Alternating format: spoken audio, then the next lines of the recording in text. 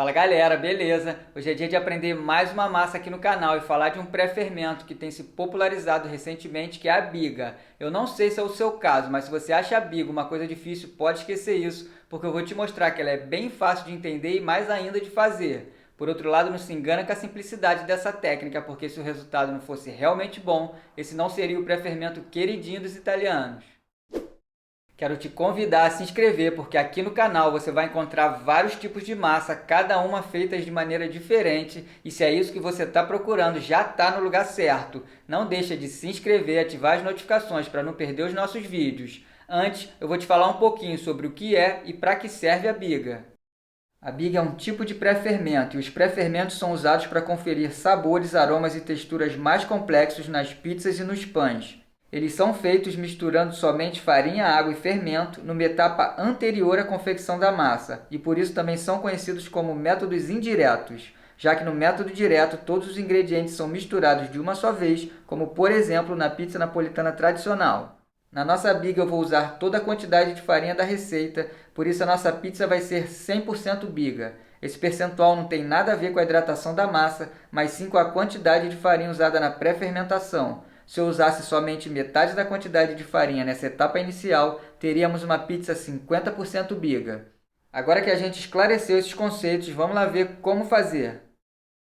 Esses são os ingredientes para a gente fazer a nossa biga: 500 gramas de farinha de trigo, 250 ml de água e 1 grama de fermento seco.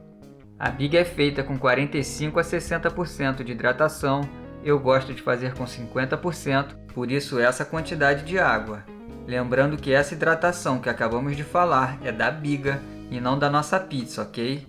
Aqui eu estou usando 1 grama do fermento seco, mas se você preferir pode substituir por 2 ou 3 gramas do fresco. É recomendado adicionar o fermento seco na água para ele ser melhor absorvido e se distribuir mais uniformemente, já que a mistura da biga é rápida e não permite que o fermento se dissolva de forma adequada. Para fazer a biga é recomendado usar uma farinha forte com o W acima de 300. Para essa receita eu estou usando uma farinha de trigo 00 com 13% de proteína e vou deixar as informações sobre ela na descrição do vídeo. Vamos adicionar a mistura líquida na farinha e mexer. Eu gosto de fazer isso com as mãos, bem devagar, porque a ideia aqui é não sovar. Não queremos desenvolver o glúten nesse momento.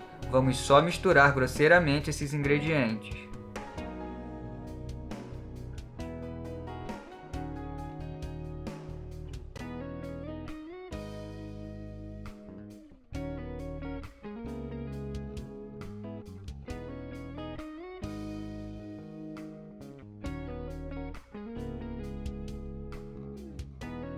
Quando estiver fazendo a biga, tente aproveitar toda a farinha, evitando deixar sobras pelo recipiente, como você está vendo aí no vídeo.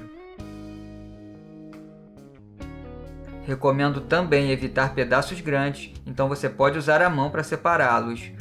Fique atento aos cantos e evite deixar massas grudadas, porque esses pedaços ressecam e vão deixar pequenos grumos na massa na hora de bolear.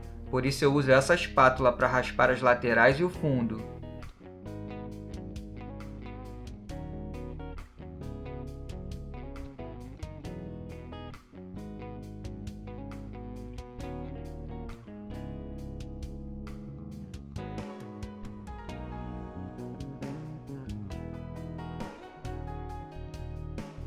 E é isso aí, tá pronta a nossa biga. No final a biga deve estar assim, em pedaços pequenos, elásticos e sem sobras de farinha no recipiente.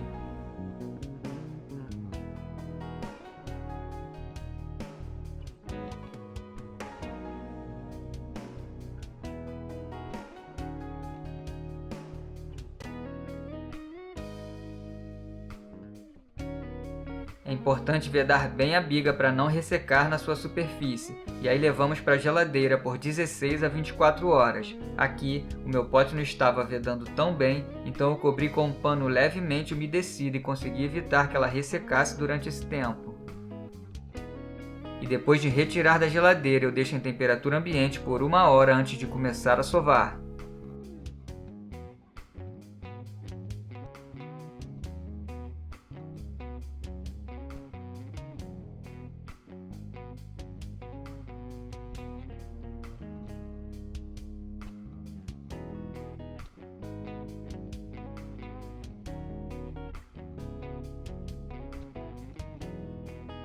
Eu não coloco esses pedaços de massa ressecados que ficaram colados no recipiente para evitar grumos na massa que não se misturam bem. Continuando a nossa receita, vou adicionar 75 ml de água que, junto com os 250 ml que já tem na nossa biga, faz a gente chegar a 65% de hidratação. Além disso, eu vou adicionar 4 gramas de mel ou malte para alimentar o nosso fermento e promover uma fermentação mais ativa.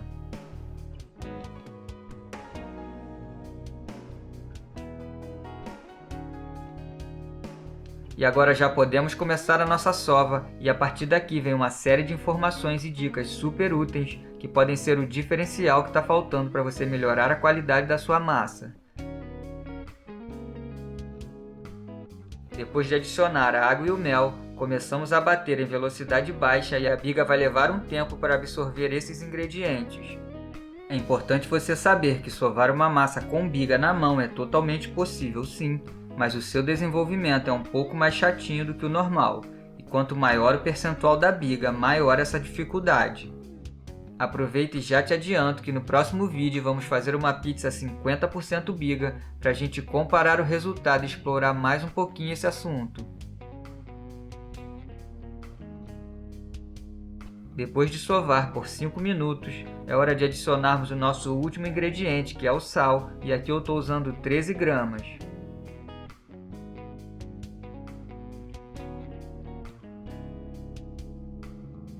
Se durante a sova você notar que a sua massa por qualquer motivo está presa no fundo do copo, uma boa dica é parar a batedeira e revirar a massa. Assim, quando voltar a sovar, o gancho vai trabalhar as outras partes e desenvolver melhor a massa.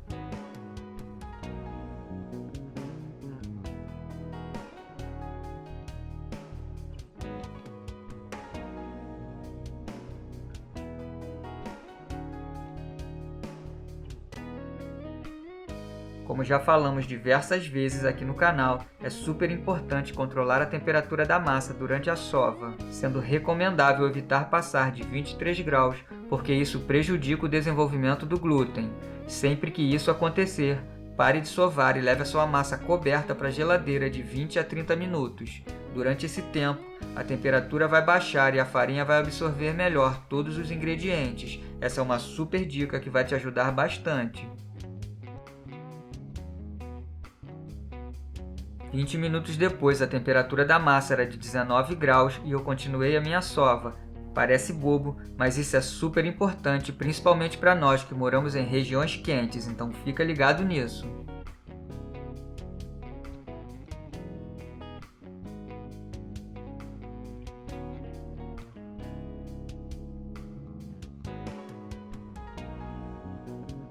Eu estou encerrando a minha sova com 13 minutos e, como você pode ver, a nossa massa ainda não está 100%. Pode ficar tranquilo que isso é normal e a gente vai terminar de desenvolver o glúten fazendo algumas dobras.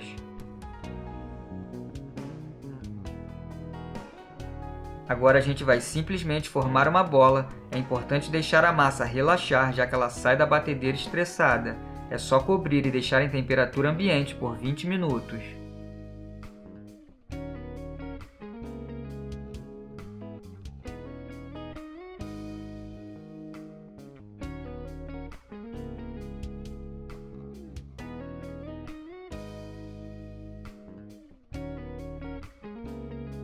Agora que a nossa massa relaxou, vamos fazer dobras para terminar de desenvolver o glúten.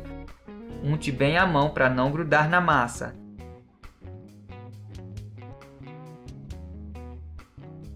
É bem tranquilo, basta levantar e dobrar conforme você está vendo aí no vídeo. Depois gire a tigela e faça o mesmo movimento. Entre cada dobra, a gente precisa dar um descanso de 20 minutos em temperatura ambiente.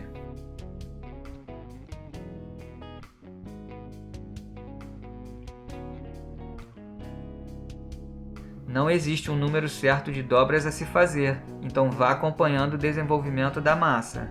Antes da segunda dobra, eu dou uma olhada na massa para ver como está. Embora ainda não esteja no ponto de véu perfeito, a gente está quase lá e mais uma dobra é o suficiente para terminar.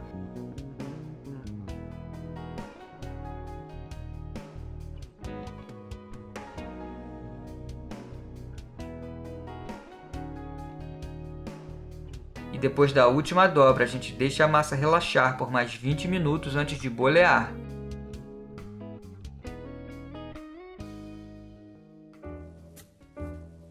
Enquanto isso, vamos rapidinho repassar nossa receita, lembrando que essas informações vão estar na descrição do vídeo. Para fazer a nossa biga, usamos toda a farinha da receita, 500 gramas, 250 ml de água e 1 grama de fermento seco. Depois adicionamos 75 ml de água, totalizando 325 ml, isso dá 65% de hidratação. 4 gramas de mel para reforçar a biga e 13 gramas de sal. Eu considero 65% uma hidratação boa e usei uma farinha com 13% de proteína e W de 330. Essa receita rende 3 bolinhas de 270 gramas que vão maturar em geladeira por 24 horas.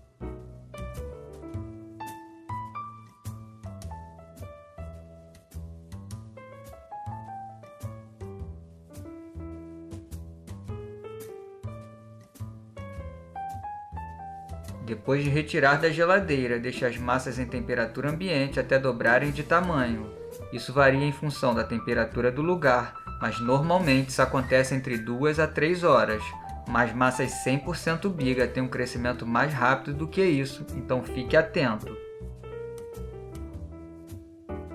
Lembra que no vídeo sobre as 5 coisas para uma borda perfeita nós falamos que é importante abrir a massa no auge da fermentação?